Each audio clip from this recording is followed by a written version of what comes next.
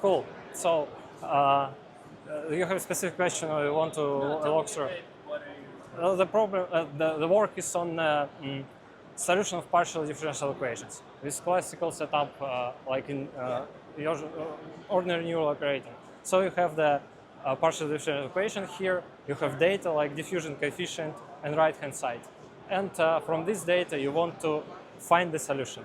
So you assume that you have a distribution over k and over phi, joint distribution. You collect the data set from this sampling from the distribution and solving this equation and finding the solution. And you use features that PDE data and as targets the PDE solution. And in usual methods like free neural operator and transsolver, you just learn directly this mapping from the PDE coefficient to the solution. Yes. And this is done by optimizing the regression loss. Yeah. This is the standard setup. We are also interested in recovering the solution, but we want to reformulate the problem slightly. And in place of predicting the solution directly, we predict the set of basis functions. So the set of basis functions are tailored to the problem at hand, so they depend explicitly on the PDE data. And after you know these basis functions, and we will cover how you can compute them in a moment, when you know these basis functions, you can construct the reduced problem, which is a small, of small size, and you solve this by the direct approach. The basis function that we use came from generalized multiscale finite element methods. They are constructed like that. So you cover the domain with subdomains. These subdomains overlap with each other. And on each subdomain, you solve the spectral problem. Spectral problem that has this coefficient in it. After that, you select the low-lying eigenvalues of the spectral problem, and you use these eigenvalues for each subdomain to approximate the solution. So the solution is approximated in as a linear combination of this basis function. And you collect this basis function on the stage when you collect the data set, the training set.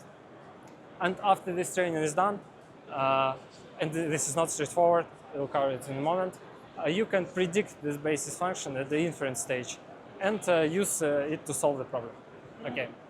The most not straightforward part in all that is that actually you don't care about basis functions themselves, because you care only about the linear combination of them.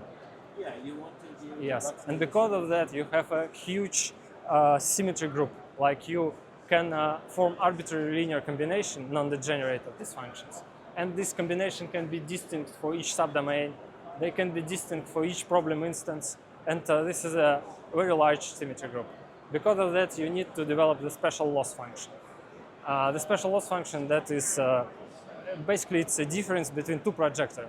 One projector projects on this subspace, and the other projector projects on the subspace that you predict with neural network, the set of basis vectors. And because the orthogonal projector is invariant on the GL transformation, because of that you have the loss that has good properties. When you train all that and you compare with classical methods, well, unsurprisingly, it's going to perform better. Unsurprisingly, because you actually used classical linear solver, but on reduced problem. Because of that, you get more robustness. You can change boundary conditions. You can change right-hand side freely. You can inject more distribution shift. It's going to be more robust. You can change the domain to some extent. So basically, that's the whole story.